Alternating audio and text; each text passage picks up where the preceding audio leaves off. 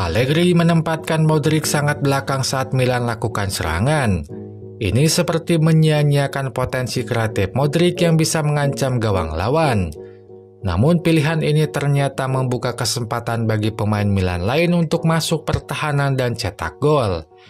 Lalu bagaimana taktik ini berjalan dan ciptakan gol? Temukan semua jawabannya di video ini. Allegri masih gunakan formasi 3-5-2. Di gawang McBenyo masih dipercaya sebagai penjaga gawang. Lalu di sisi lapangan wingback diisi oleh Selamakers dan Estupinan. Di tengah Modric ditemani Fofana dan Rabiot. Di lini depan Pulisic menemani Gimenez. Yang patut diingat adalah posisi Selamakers, Estupinan, Fofana, dan Rabiot karena akan dibahas lebih lanjut nanti. Middle block diterapkan Milan saat bertahan. Itu terlihat saat Napoli mulai menguasai bola, Milan tak langsung menekan tapi merapatkan diri ke belakang. Semua pemain Milan membiarkan bek dan gelandang Napoli membawa bola sampai tengah lapangan. Kondisi tersebut membuat Milan bisa segera membentuk formasi 5 bek di pertahanan. Formula 5 bek ini cukup efektif meredam serangan Napoli.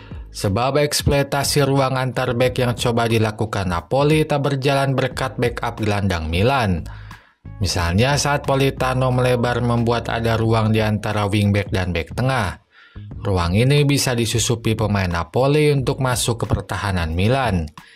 Hanya saja itu tak terjadi karena gelandang Milan rutin menutupnya. Rabiot dan Fofana rutin menutup ruang tersebut sehingga tak ada kesempatan pemain Napoli masuk ke pertahanan. Formula tersebut terus dilakukan bahkan saat Milan main dengan 10 orang. Gelandang Milan konsisten menutup ruang antar bek di pertahanan. Ini membuat Napoli tak mampu ciptakan banyak peluang membahayakan dari dalam pertahanan. Kalaupun ada peluang berbahaya, itu lebih banyak datang dari tendangan dari luar kotak penalti. Build-up dilakukan Milan dengan menempatkan Modric bermain lebih dalam.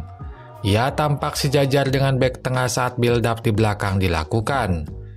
Posisi gelandang tengah yang ditinggalkan Modric pun tak diisi pemain lain. Tak ada penyerang atau gelandang tengah lain yang mengisinya. Ini mengindikasikan bahwa Milan tak akan alirkan bola lewat tengah lapangan. Asumsi tersebut ternyata benar karena Milan banyak alirkan bola lewat sisi lapangan. Itu dilakukan dengan menempatkan wingback dan gelandang tengah main lebih dalam di sisi lapangan. Tampak Selamakers dan Fofana merapat di sisi lapangan. Nah, ini menjawab mengapa tak ada gelandang yang menggantikan posisi Modric di tengah lapangan sebab Fofana dan Rabiot lebih banyak main melebar. Dalam posisi ini, Selamakers dan Fofana lakukan umpan 1-2 untuk alirkan bola ke depan. Umpan ke lini depan pun mampu diterima Gimenez yang ikut main melebar. Pola tersebut tidak hanya terjadi di sisi kanan tapi juga di sisi kiri. Kembali wingback dan gelandang merapat ke sisi lapangan. Tampak Estupinan dan Rabiot memposisikan diri untuk bermain umpan 1-2. Nah, yang patut diingat dalam pola ini saat salah satu wingback main lebih dalam, maka wingback lain akan main lebih maju. Misalnya saat Estupinan main lebih dalam, maka Selamakers ada di depan.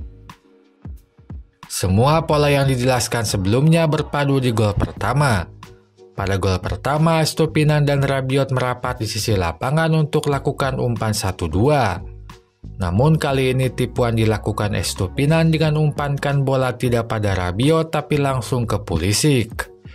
Pulisic mampu menerima bola lalu lakukan kecohan sehingga bola bisa dibawa ke sisi lapangan.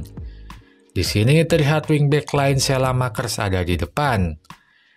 Pulisic pun terus mendorong bola ke depan dan tak mampu dijegal bek lawan. Maka saat sudah di dalam kotak penalti, ia umpankan bola ke sisi lain di mana Selamakers berada. Gol pertama Milan pun diciptakan Selamakers. Sementara itu, gol kedua Milan disusun oleh dua taktik. Pertama, main lebih dalamnya Modric membuat Pavlovic bisa maju sebab posisi di belakang diisi Modric. Misalnya pada contoh ini, Pavlovic yang back bisa maju setelah Modric dipastikan isi lini belakang. Kedua Gimenez dan Pulisic kerap keluar dari posisinya di depan untuk pindah ke sisi lapangan. Ini membuat posisi lini depan kosong. Kekosongan ini selalu diisi oleh gelandang tengah utamanya Fofana. Nah, dua taktik tersebut berpadu dan hasilkan gol kedua Milan.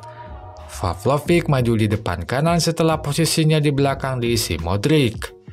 Lalu Pulisic meninggalkan posisinya di depan sehingga membuat Fofana maju.